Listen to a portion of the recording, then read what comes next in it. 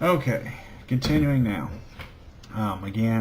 This is a video series discussing genocide in the Bible, and I'm discussing the Israelite conquest of Canaan or its military actions against the Canaanites.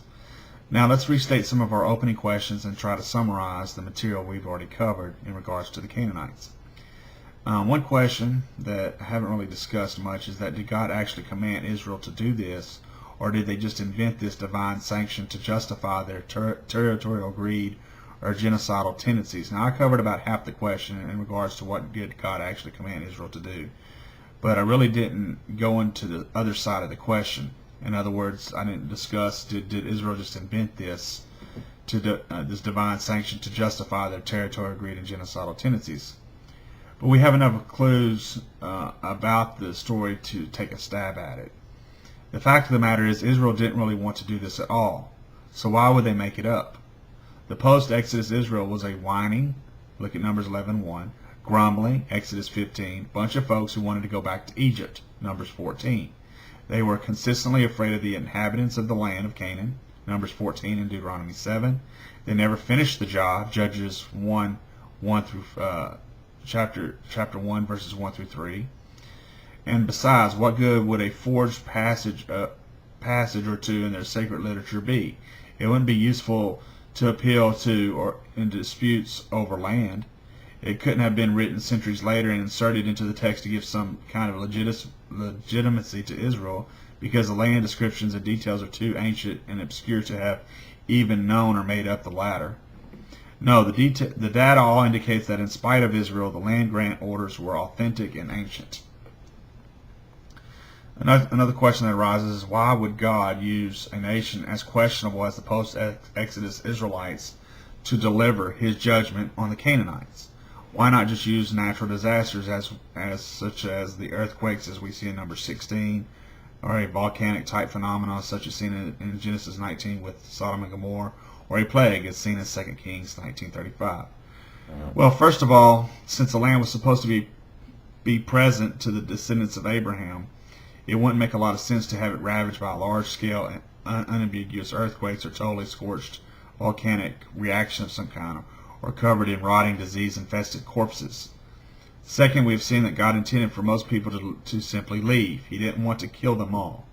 Finally, He didn't give it to them because they were righteous at all. He gave it to them because of His promise to Abraham. Plus, He had plans to grow them into a righteous nation once they got into the land. Another question that comes up, what about all the innocent people killed in this holy war, the families, the good Canaanites? Even if it's okay for God to execute judgment on nations within history, why didn't He only kill the evildoers? There is a strong possibility that most of the innocent people left the country before the actual battle began on local turf. Those who stayed behind were the diehards, the carriers of the Canaanite culture, the ruling and decadent exploitive elite. We also saw that only a very, very tiny minority of people were actually killed in this campaign relative to the most military conquest in the ancient Near East. Another question that pops out, doesn't wholesale slaughter of nations seem a little incompatible with the God of love and mercy? I think it should be clear by now that this was neither slaughter nor wholesale. It was a deportation based upon a judgment that would have found consensus among world leaders of the day. There were elements of mercy throughout the entire deal, from the early warnings before Israel entered into Egypt, to the heads-up warnings 4 decades or 40 years after the Exodus, to the little-by-little invasion tactic for the less institutionalized, to the careful limits on Israelites' behavior. The migration of much of the Canaanites' peoples, religion, culture, unfortunately, into Phoenicia is testimony of the scale of this migration. When we restate the pattern of our control data, judgments that seem to be true annihilations and correlate with the pattern with the conquest data, we see similarities and differences. Number one, the annihilations are judgments, but the conquest judgment was a deportation, not annihilation. Number two, these judgments are for publicly recognized, indeed international cruelty and violence of an extreme and widespread nature. This applies to the Canaanites, plus the additional load of long-term being a curse to Israel. These judgments were preceded by long periods of warning and exposure to truth, and therefore opportunity to change outcomes. This applied to the Canaanites extensively. Innocent adults were given a way out. This is very true here, in addition to the extensive warnings plenty of time space to give it to allow the migration before Israel allowed. We even have one example of non-migration exception. That would be Rahab, which suggests there might have been others that are not recorded. Point 5, household members share in the fortunes of their parents, for good or ill. This is true here as well. Everyone in Rahab's house was spared, so the fortunes of the household members are shared in the fortunes of the parents, whether good or evil. Somebody always escapes.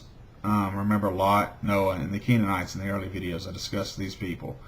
Lot with Sodom and Gomorrah, Noah and the Noah's flood, and the Canaanites. That has to do with the attack on the Amalekites.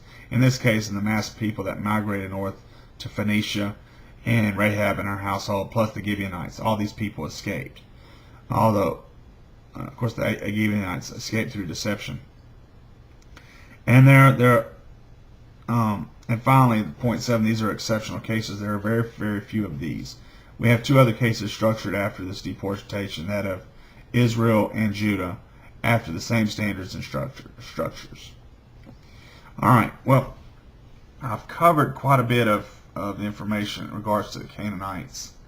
What I want to do right now is I want to turn my attention to one passage here that seems to always pop up, and that is I want to discuss Deuteronomy chapter 21, verses 10 through 14.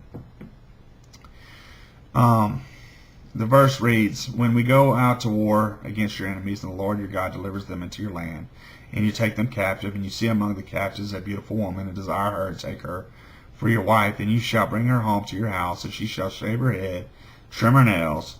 She shall put off the clothes of her captivity, remain in her house, mourn her father and mother for a month. After that you may go into her and be her husband, and she shall be your wife. And it shall be, if you have no delight in her, then you shall set her free. But you certainly shall not sell her for money. You shall not treat her brutally, because you have humbled her." Once again, I'm amazed at the choice of scriptures that skeptics often bring up when they have objections to certain things in the Old Testament. If anything, this passage demonstrates that the Israelites were not warmongering rapists or barbarians. Let's look at some of the things that you might see in an online commentary. I believe skeptics picked this passage to demonstrate that the Israelites were guilty of rape, but when you read the passage is completely in context. The exact opposite is true. First of all, it says, "And you see among the captives a beautiful woman, and desire her." In the ancient world, it is not uncommon for a man to take a wife from among the captives, especially if she's a beautiful woman. Yet, obviously, this was open to great abuse, so God gives specific guidelines to govern this practice in Israel. First, it says, "Shave her head, trim her nails." First, the captive woman had to be purified and humbled. Notice this is the humbling, was the shaving of the head and the trimming of nails, not sex. This donated a complete break from her past and a willingness to start anew as a child. Then it tells her to put off her clothes of her captivity and remain in her house. Second, the captive woman had a show of change of allegiance. This showed that the captive woman no longer regarded her former nation and her former family. Now she was a citizen of Israel. Mourn her father and mother for a month. Third, the captive woman had to mourn her past associations. This would be time for her to resolve her issues in her heart regarding her family, and when her husband-to-be could live with her for a month without intimate relations, he could see if they really wanted to take this woman as a wife, and to make sure he was not making a decision based solely on physical appearance or attractiveness. And then it says, "You certainly shall not sell her for money. You should not treat her brutally."